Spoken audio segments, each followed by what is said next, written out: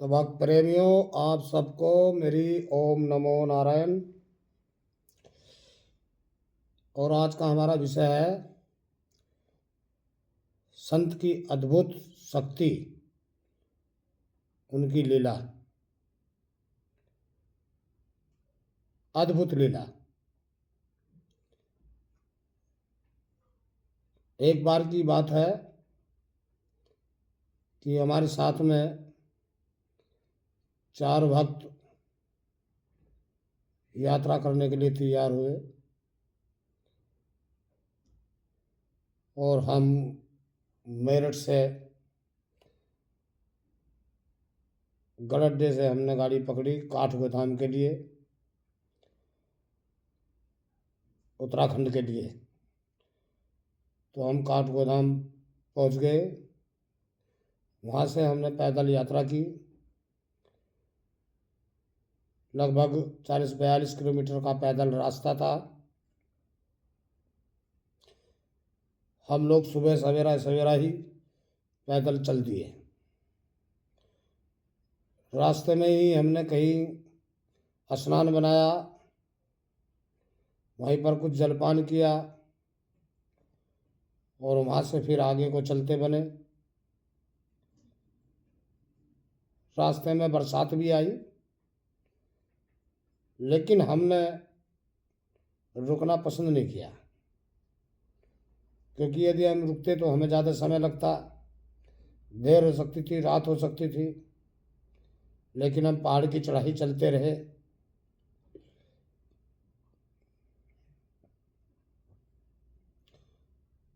चलते चलते हमको शाम हो गई। 3-4 किलोमीटर का रास्ता था। एक जगह थी हाथीसोंडा, वहाँ से 3-4 किलोमीटर का रास्ता था। बाबा जी के आश्रम तक जाना। कौन बाबा जी? हैड़ा खान बाबा जी थे, जिनके दर्शन के लिए हम जा रहे थे।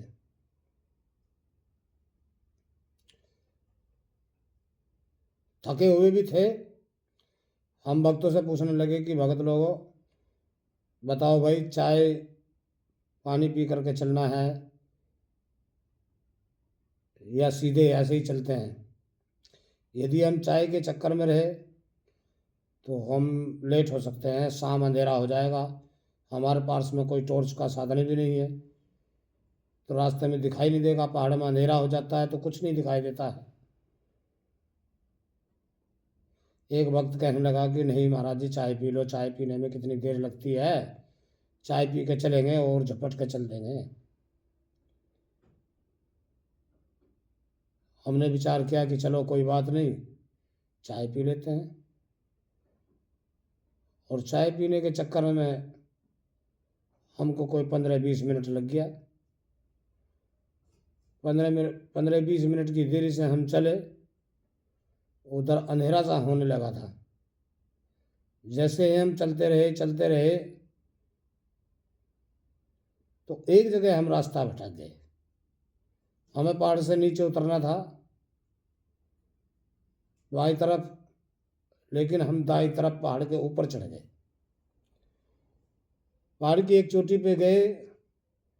हमने विचार किया कि भाई ये तो हम रास्ता भटक गए हैं, कहीं ये रास्ता हैड़ा खान नहीं जाता है, क्योंकि जहाँ हमें जाना था तो हमें तो नीचे को उतरना था, हम तो ऊपर चढ़ गए। वहाँ पर एक माई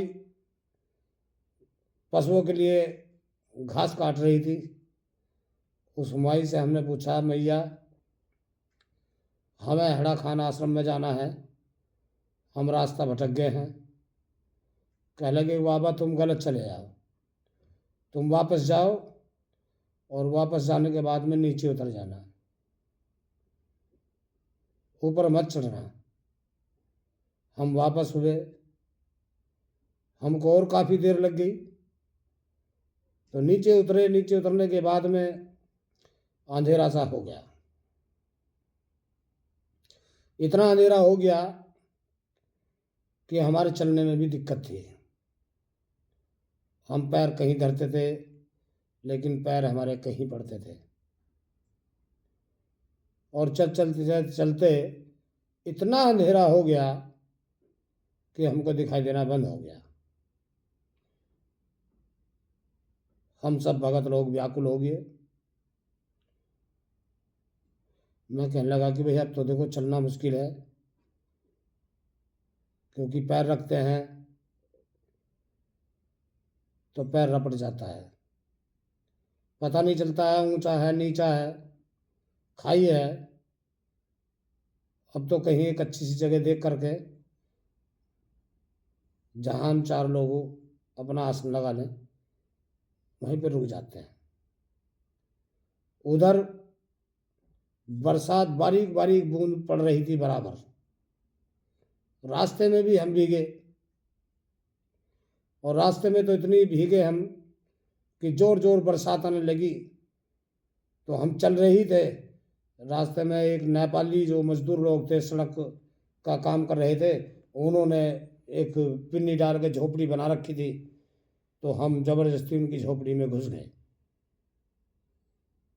जा बैठे।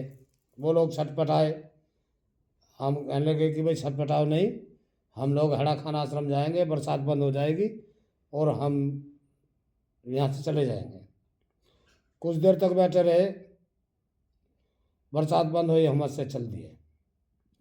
तो चलते चलते हम उसी जगह आ जाते हैं कि हमको दिखाई देना बंद हो गया। तो हम कहने लगे कि भाई रुक जाओ। तो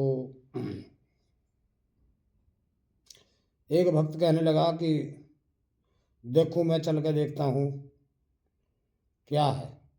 अब जैसे चलने लगे वो, तो उसका पैर स्लिप हुआ। वो कह लगा बाबा जी मुझे बचाओ।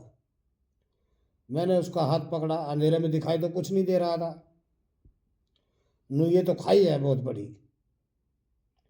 मैं कह लगा तो भाई जब दिखाई नहीं दे रहा कुछ भी, तो एक काम करो, अब तुम यहीं विश्राम करो, अब तो जो गुरु महाराज जी रक्षा करेंगे जैसे भी करेंगे। तो हम लोगों ने आसन बिछाया, उसी आसन पे चारों व्यक्ति बैठ गए और विचार करने लगे कि भाई थके भी हैं, और एक काम करो, ओम नमः शिवाय का जाप कीजिएगा, और भाई आराम करो, अब तो जैसे भी होगी गुरु महाराज जाने। और आश्रम से हम इतनी दूर थे कि आश्रम में जो लोग थे वे आपस में बात कर रहे थे, तो उनकी आवाज़ हमारे पास तक आ रही थी। आश्रम में जो आरती हो रही थी, उस आरती की भी घंटे घंटावल की आवाज़ हमारे कानों तक खूब अच्छी तरह से पड़ रही थी। लेकिन हम अंधेरे के कारण वहाँ तक पहुँच नहीं सके। कुछ लोग हमें रास्ते में मिले थे हैड़ा खान के, उन्होंने जाकर के बताया एक साधु है, उनके साथ में और 3-4 व्यक्ति हैं और वो आ रहे हैं। लेकिन हमारे ना पहुंचने के कारण उन लोगों में व्याकुलता हुई, क्योंकि हमको वे वहाँ पर मिले थे जहाँ पर कोई रास्ते में कोई स्थान ऐसा नहीं था कि हम रुक सकते थे। और जैसे ही हम लोग वहाँ पहाड़ पर थे, हमने जो बम बम की आवाज़ लगाई, तो नीचे से हमें आवाज़ मिली कि आप आ जाओ। लेकिन हम जा नहीं सकते थे, क्योंकि अंधकार इतना हो गया था कि कदम धरते ही हमको डर लगता था कहीं पहाड़ से नीचे ना गिर जाए। क्या करें, अंधेरे के कारण वे लोग भी, जब उनको पता नहीं वे कहाँ है, तो वो भी जाने में असमर्थ हो गए। ऊपर से बारीक बारीक बूंद पड़ रही थी, झारा सा पड़ रहा था। मन में विचार आया कि रात भर में धीरे धीरे बूंद पड़ेंगी तो बहुत परेशानी आ जाएगी। लेकिन हम 4 लोग ही अपना आसन पर लेट गए, और हमने तो ओम नमः शिवाय का जाप किया। जाप करते करते नींद आ गई, पता नहीं चला रात कितनी जल्दी गुजर गई। आँख खुलता हमने देखा कि सुबह हो गई। हमने उनको जगाया और उनसे कहा कि भक्तों उठो भाई, सवेरा हो गया, अब तो रोशनी हो गई है, चलो। कहने लगे ठीक है। तो जैसे ही हमने देखा कि चारों तरफा जंगल, घास भी पानी से तर है, लेकिन हमारे पास में जो कंबल था, जो बिछा हुआ आसन था, ओढ़ा हुआ आसन था, लेकिन कोई भी कपड़ा गीला नहीं था। ना ही हमारा कंबल गीला था, ना ही हमारा आसन गीला था। एकदम हम उसको खुश थे, बिल्कुल बढ़िया। मैं कहने लगा कि भक्त लोगों ने आने, एक तो बात देखो, बूंद पड़ रही थी बारीक बारीक, रात भर पड़ती रही, और चारों तरफ से देखो कि जंगल जो है बिल्कुल भीगा हुआ है, लेकिन हमारा कोई भी कपड़ा गीला नहीं है। विचार किया उन्होंने कि गुरुदेव, ये तो महाराज जी अच्छी, बिल्कुल सच बात है, भीगना चाहिए था। जब यानी कि सारा जंगल भीगा हुआ है, सब वृक्ष भीगे हुए, घास भीगी हुई है, लेकिन हमारा कोई भी कपड़ा भीगा हुआ नहीं है। मन की ये सब हेड़ा खान बाबा जी की महिमा है।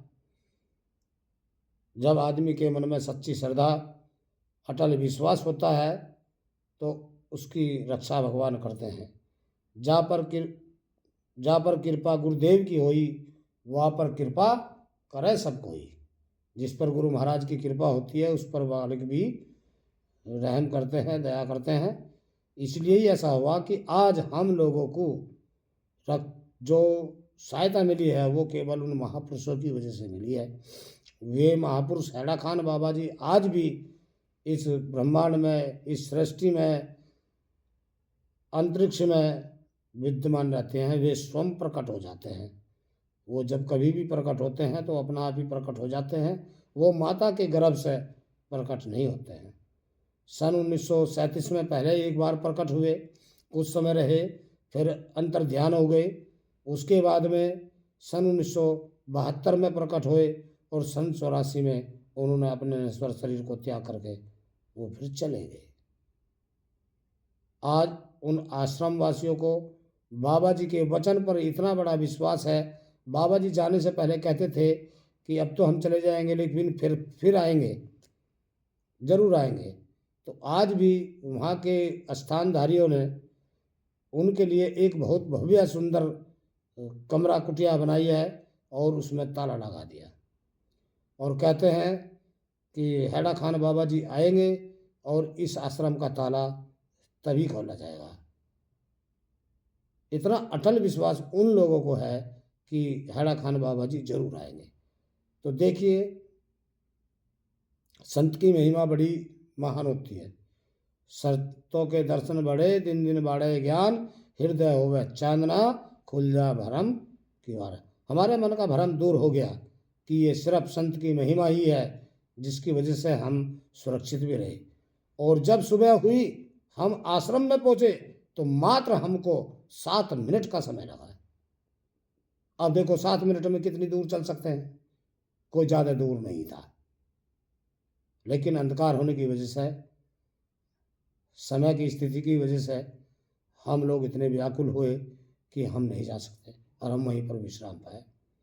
तो संतों की इतनी बड़ी महिमा होती है, तो संत महान होते हैं। ओम नमो नारायण।